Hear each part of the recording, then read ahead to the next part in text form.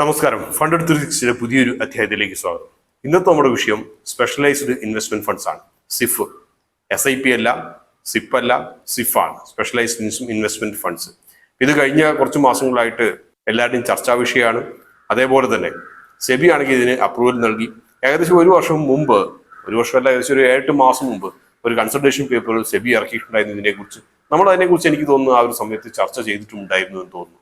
അപ്പം SIF എന്ന് പറയുന്ന ഒരു പേര് അന്ന് കൊടുത്തിട്ടില്ലായിരുന്നു. പക്ഷെ എങ്കിൽ പോലും സെബി മ്യൂച്വൽ ഫണ്ടിന്റെയും പോർട്ട്ഫോളിയോ മാനേജ്മെന്റ് സർവീസിന്റെയും ഇടക്ക് നിൽക്കുന്ന രീതിയിലുള്ള ഒരു സർവീസ് ഓഫർ ചെയ്യാൻ പോകുന്നു എന്ന് പറഞ്ഞിട്ടാണ് അന്ന് കൺസൾട്ടേഷൻ പേപ്പർ ഇറക്കിയത്. അപ്പോൾ നമുക്ക് SIF എന്താണെന്നുള്ളത് നമുക്ക് നോക്കാം. അത് എന്തുകൊണ്ടാണ് മ്യൂച്വൽ ഫണ്ടിന്റെയും പോർട്ട്ഫോളിയോ മാനേജ്മെന്റ് സർവീസിന്റെയും ഇടക്ക് നിൽക്കുന്നത് എന്നുള്ളതും പറയാം. നമുക്കറിയുന്ന പോലെ തന്നെ മ്യൂച്വൽ ഫണ്ട് എന്ന് പറയുന്നത് നിക്ഷേപകരുടെയൊക്കെ പണം ഒരു കമ്പനി വാങ്ങിക്കുന്നു, വാങ്ങിച്ചിട്ട് ആ പണം പൂൾ ചെയ്യുന്നു, എന്നിട്ട് ആ കമ്പനി, ആ ഒരു ഫണ്ട് ഹൗസ് അതെല്ലാവരുടെയും കൂടി പണം ഉപയോഗിച്ച് കുറെ സ്റ്റോക്കുകളോ ഡെറ്റ് ഇൻസ്ട്രുമെന്റ്സോ ഏത് തരത്തിലുള്ള മ്യൂച്വൽ ഫണ്ട് ആണോ ഉള്ളത് അനുസരിച്ചിട്ട് mid cap, small cap, large cap എന്ന രീതിയിലെല്ലാം വാങ്ങിക്കുന്നു. ഒരു ഫണ്ട് മാനേജർ ഒരു ഇൻഡിവിജ്വലിനെ പോലെ ആക്ട് ചെയ്തിട്ട് അനലിസ്റ്റിന്റെ അടുത്തുള്ള ഇൻപുട്സ് ഒക്കെ എടുത്തിട്ട് ആവശ്യമായിട്ടുള്ള സ്റ്റോക്കുകളൊക്കെ ഈ പണം വെച്ചിട്ട് പൂൾ ചെയ്തിട്ട് വാങ്ങിക്കുന്നു. അതേസമയം പോർട്ട്ഫോളിയോ മാനേജ്മെന്റ് സർവീസ് എന്ന് പറയുന്നത്, PMS എന്ന് പറയുന്നത്, ഓരോരുത്തർക്കും ഇൻഡിവിജ്വൽ ആയിട്ട് ചെയ്യുന്ന ഒരു സർവീസാണ്. അതുകൊണ്ട് തന്നെ പോർട്ട്ഫോളിയോ മാനേജ്മെന്റ് സർവീസിന് അത് നടത്തുന്ന കമ്പനികൾ ഒരു AMCയും ആനുവൽ മെയിൻ്റെനൻസ് ചാർജും പിന്നെ പ്രോഫിറ്റിന്റെ ഒരു പെർസെൻറ്റേജും ചാർജ് ചെയ്യാറുണ്ട്.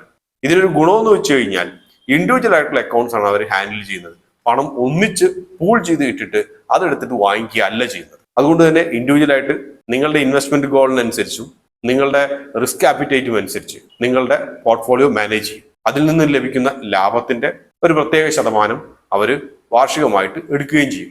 ലാഭം ലഭിച്ചാലും ഇല്ലെങ്കിലും ആനുവൽ മെയിൻ്റെനൻസ് ചാർജ് കൊടുക്കാൻ വേണ്ടി നിങ്ങൾ ബാധ്യസ്ഥരാണ്. ഇതാണ് പോർട്ട്ഫോളിയോ മാനേജ്മെന്റ് സർവീസ്.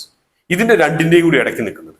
അതായത് പോർട്ട്ഫോളിയോ മാനേജ്മെന്റ് സർവീസ് നമുക്ക് അറിയുന്ന പോലെ തന്നെ മിനിമം എൻട്രി ഫണ്ട് എന്ന് പറയുന്നത് 50 ലക്ഷം രൂപയാണ്. മ്യൂച്വൽ ഫണ്ടിന് അങ്ങനത്തെ പ്രത്യേകിച്ചൊന്നുമില്ല. 500 രൂപ മുതൽ നമുക്ക് ഇട്ടു തുടങ്ങാം. പക്ഷെ മ്യൂച്വൽ ഫണ്ടിന് നമുക്ക് അറിയുന്ന പോലെ തന്നെ റിസ്ക് താരതമ്യേന കുറവാണ്. ഹൈ റിസ്ക് ഇൻവെസ്റ്റ്മെന്റ്സ് ഒന്നും സാധ്യമല്ല. ഡെറിവേറ്റീവ്സിന്റെ അകത്തുള്ള ഒരു ട്രേഡിംഗ് സാധ്യമല്ല. റിയൽ എസ്റ്റേറ്റ് ഇൻവെസ്റ്റ്മെന്റ് ട്രസ്റ്റോ അല്ലെങ്കിൽ ഇൻഫ്രാസ്ട്രക്ചർ ഇൻവെസ്റ്റ്മെന്റ് ട്രസ്റ്റോ ഇവയിലുള്ള നിക്ഷേപങ്ങൾക്കൊക്കെ ഒരു പരിധിയുണ്ട്. അപ്പൊ ഇതെല്ലാം എടുത്തു കളഞ്ഞിട്ട് ഒരു ഹയർ എൻട്രി എലിജിബിലിറ്റി വെച്ച് 50 ലക്ഷത്തിനേക്കാളും താഴെയായിട്ടുള്ള 10 ലക്ഷം രൂപ, മിനിമം 10 ലക്ഷം രൂപയുണ്ടെങ്കിൽ നമുക്ക് സ്പെഷ്യലൈസ്ഡ് ഇൻവെസ്റ്റ്മെന്റ് ഫണ്ടിന്റെ അകത്ത് പണമിടാൻ കഴിയും. പക്ഷേ ഈ സ്പെഷ്യലൈസ്ഡ് ഇൻവെസ്റ്റ്മെന്റ് ഫണ്ട്സ് ഇക്വിറ്റി മാത്രമല്ല എടുക്കുക. Equity, debt instruments, real estate investment trust, അതുപോലെ ഇൻഫ്രാസ്ട്രക്ചർ ഇൻവെസ്റ്റ്മെന്റ് ട്രസ്റ്റ്, IPOs, പിന്നെ F&O ട്രേഡിംഗ്, ഇവയെല്ലാം കൂടി നടത്തും. അതുകൊണ്ട് തന്നെ താരതമ്യേന റിട്ടേൺസ് കൂടുതലായിരിക്കും, റിസ്ക്കും കൂടുതലായിരിക്കും. അതുകൊണ്ടാണ് എൻട്രി ബാരിയർ 10 ലക്ഷം എന്ന് പറഞ്ഞു വെച്ചിരിക്കുന്നത്. റിസ്ക് കൂടിയതിന് എപ്പോഴും എൻട്രി ബാരിയർ സെബി വലുതായിട്ടാണ് വെക്കാറ്.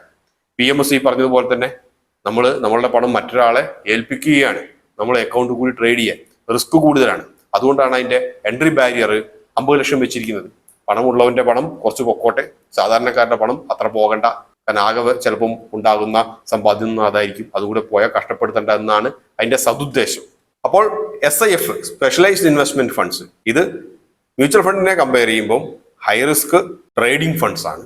മ്യൂച്വൽ ഫണ്ടുകൾക്ക് മാക്സിമം ഒരു സെക്യൂരിറ്റിക്കകത്ത് 10% മാത്രമേ ഇടാൻ കഴിയുള്ളൂ. പക്ഷേ സ്പെഷ്യലൈസ്ഡ് ഇൻവെസ്റ്റ്മെന്റ് ഫണ്ട്സിന് 20% ഇടാൻ കഴിയും. അതുപോലെ REIT-യിലാണെങ്കിലും ശരി, ഇൻവിറ്റ്സിലാണെങ്കിലും ശരി, ഇൻഫ്രാസ്ട്രക്ചർ ഇൻവെസ്റ്റ്മെന്റ് ഫണ്ട് ട്രസ്റ്റിലാണെങ്കിലും ശരി, ഇവയ്ക്കെല്ലാം മ്യൂച്വൽ ഫണ്ടുകൾക്ക് 10% ഇടാൻ കഴിയുള്ളൂ. പക്ഷേ SIF-നാണെങ്കിൽ 20% ഇടാൻ കഴിയും.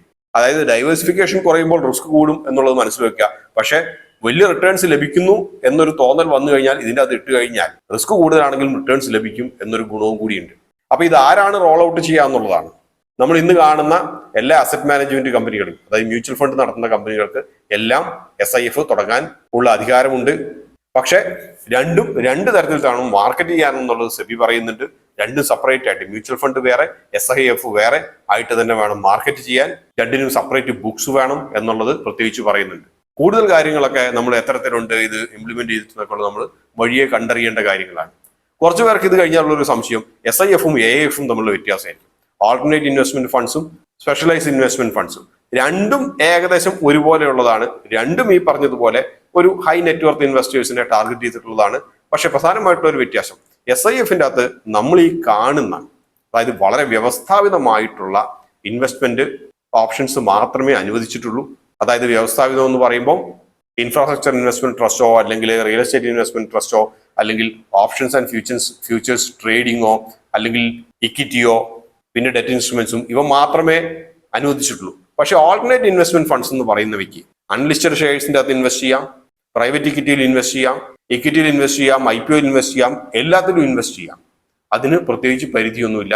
പക്ഷെ അതൊരു ഹൈ റിസ്ക് ആയിട്ടുള്ള, ഇപ്പോഴൊരു ഐഡിയ കിട്ടി കാണുമെന്ന് വരുന്നു. മ്യൂച്വൽ ഫണ്ടുകൾ, portfolio management service, alternate investment funds, SIF എന്നിവ തമ്മിലുള്ള വ്യത്യാസം എന്താണെന്നുള്ളത്.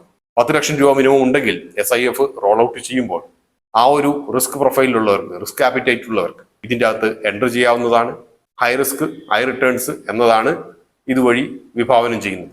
മറ്റൊരു അധ്യായത്തിൽ നമുക്ക് വീണ്ടും കാണാം. അതുവരെ നന്ദി, നമസ്കാരം.